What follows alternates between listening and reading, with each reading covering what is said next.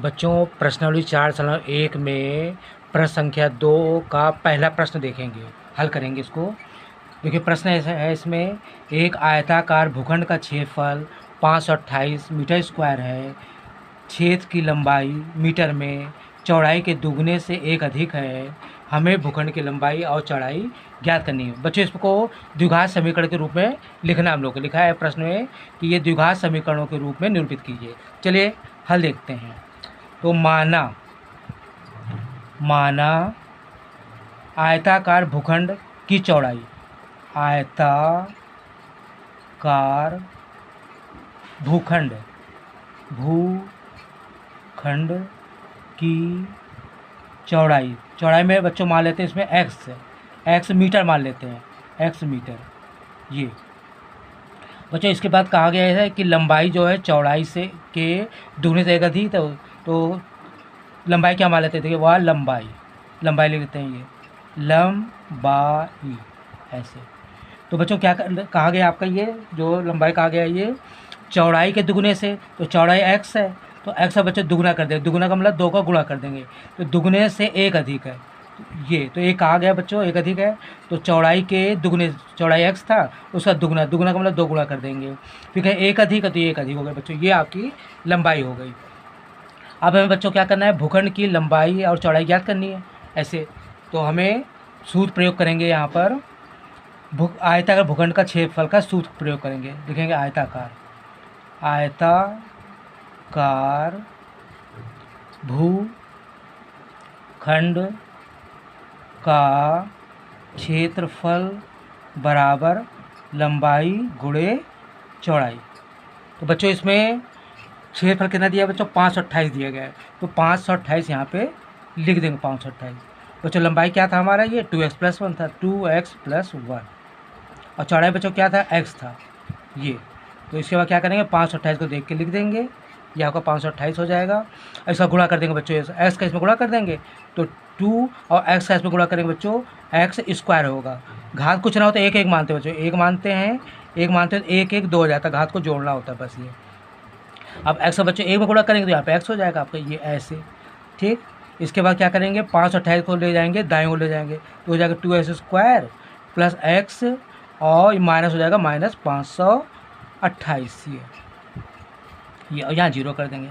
अब इसी को या करके लिख देंगे, ये दाएं ओर सारी चीज़ों को बच्चों ले जाएंगे बाईं ओर, तो इसी को देख के इधर लिख देंगे 2x² प्लस एक्स माइनस 528 बराबर 0।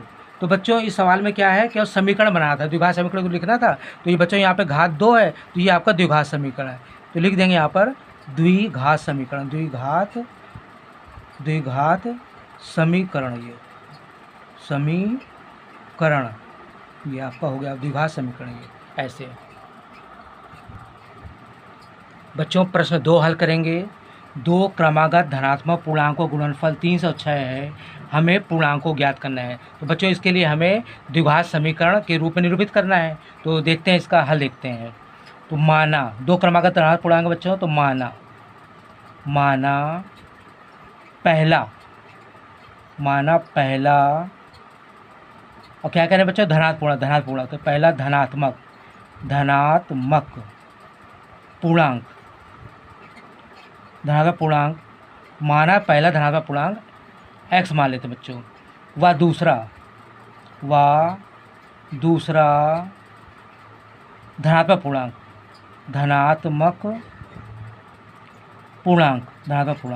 ये क्या मानेंगे बच्चों, धनात्मक पूर्णांक इसमें मानेंगे x+1। बच्चों जब बच्चों क्रमागत संख्या होती है, जैसे क्रमागत संख्या जैसे 10 है या 11 है या 12, ये बच्चों क्रमागत संख्या है। तो क्रमागत क्या देखते हैं बच्चों, एक जुड़ा रहता है, एक 10 में एक जुड़ा 11 हो गया, 11 में जुड़ा 12 हो गया। तो ऐसे ही बच्चों इसमें धनात्मक पूर्णांक हमने पहले x माना था, तो दूसरा धनात्मक पूर्णांक क्रमागत की बात थी यहाँ पर, दूसरा क्रमागत लिख देते हैं यहाँ पर, चलिए क्रमागत कर देते हैं, क्रमागत। तो क्रमागत जो धनात्मक पूर्णांक होता है क्रमागत बच्चों एक जोड़ देते हैं, तो ये आपको हो गया, देखिए दूसरा क्रमागत धनात्मक पूर्णांक हो गया x+1। अब प्रश्नानुसार लिख देते हैं, प्रश्नानुसार ये तो बच्चों प्रश्न दिया गया है दो क्रमागत धनात्मक पूर्णांक गुणनफल 306, मतलब दोनों गुणा करें, मतलब इसको गुणा करें, ये पहला आपका पूर्णांक है, ये आपका दूसरा, तो दोनों गुणा करते हैं बच्चों x और x प्लस 1, ये आपका पहला पूर्णांक था, आपका ये दूसरा था, और करें उसका गुणांक जो गुणनफल जो है 306, मतलब गुणा करने पर कितना है 306, ये कह रहे हैं बच्चों। तो इसका गुणा करेंगे बच्चों, तो x का इसमें गुणा करेंगे, x स्क्वायर हो जाएगा, ऐसे घात कुछ ना हो तो एक मानते हैं बच्चों, तो एक यहाँ घात है यार, तो गुणा करने बच्चों केवल घातों जोड़ देते हैं, तो x घात 2 हो गया और प्लस धन x आएगा, x एक में गुणा करेंगे x हो जाएगा बराबर 306। इसके बाद x स्क्वायर प्लस x, बच्चों 306 यहाँ पे धन में है तो बाएं ओर ले जाएंगे तो ऋण में हो जाएगा, माइनस में हो जाएगा, 306 बराबर 0। तो बच्चों यहाँ पे देख रहे हैं यहाँ पर घात 2 है, तो यह भी द्विघात समीकरण हो गया, द्विघात समीकरण में निरूपित करना था, तो ये हो गया आपका द्विघात समीकरण, द्विघात समीकरण।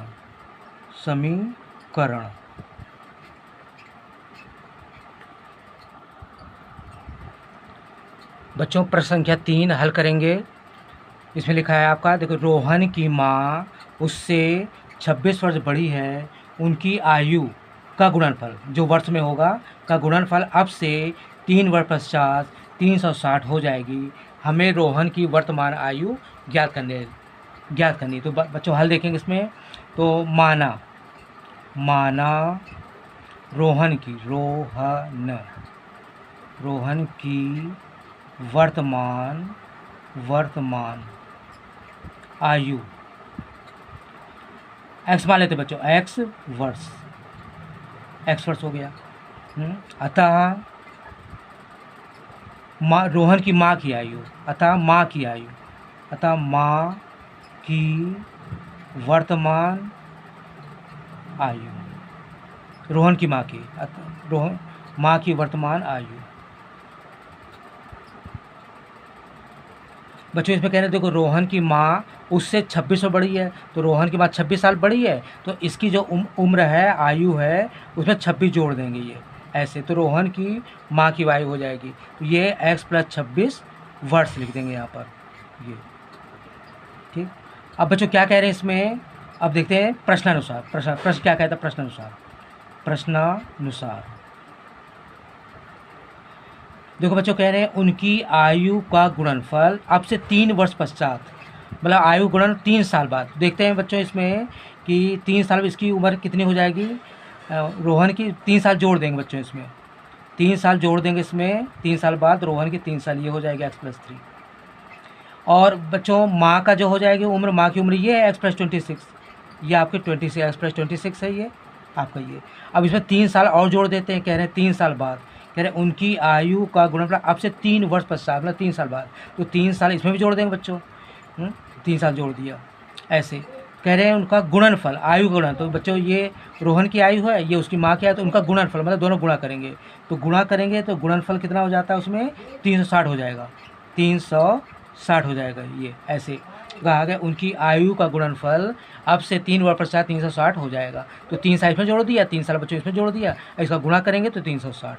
तो बच्चों अब देखिए x प्लस 3, और यहाँ पे आपका गया आ गया देखो x प्लस, जोड़ देंगे बच्चों क्या हो जाएगा आपका 26 3 29 हो जाएगा, 29 ये बराबर 360 हो गया ऐसे। फिर बच्चों इसमें क्या है, अब x का गुणा करेंगे, देखो x का इसमें गुणा करेंगे तो x स्क्वायर हो जाएगा, फिर x का 29 में गुणा करेंगे तो हो जाएगा 29x हो जाएगा। बच्चों इसके बाद 3 का गुणा करेंगे इसमें 3x हो जाएगा, और 3 के इसमें गुणा करेंगे तो 3 9 27 हासिल 2 3 6 2 8 87 हो जाएगा बच्चों, यहाँ पर 87 बराबर 360। इसके बाद बच्चों क्या करेंगे x स्क्वायर प्लस 29 और ये 3 32 ऐसे हो गए बच्चों, ये 32x ये, और ये धन 87, और ये बच्चों धन का है, बाएं ओर ले जाएंगे तो ऋण का हो जाएगा, माइनस का हो जाएगा, 360 बराबर 0। अब देखिए x स्क्वायर प्लस 32x, अब बच्चों घटा देंगे तो 360 से 7 घटा देंगे तो 10 में 7 घटा देंगे आपका, तो 3 आ जाएगा आपका ये। और यहाँ बच्चों एक हासिल लेंगे, यहाँ हो जाएगा 15 में 60 का 7, और बचेगा यहाँ पर कितना 2 बच जाएगा बच्चों, 2 बचेगा 273। तो 360 से 27 घटाए 273 इक्वल टू 0। ये भी बच्चों आपको देखो द्विघात समीकरण के रूप में आ गया।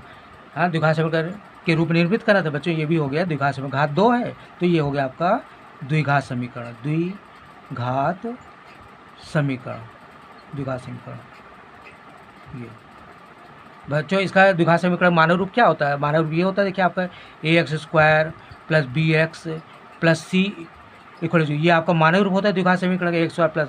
तो बच्चों देखो a के बदले में 1 है यहाँ पर, b के बदले में देखो 32 है और c के बदले -273, तो ये आपका द्विघात समीकरण के रूप में है। तो ये आपका मानव रूप होता है।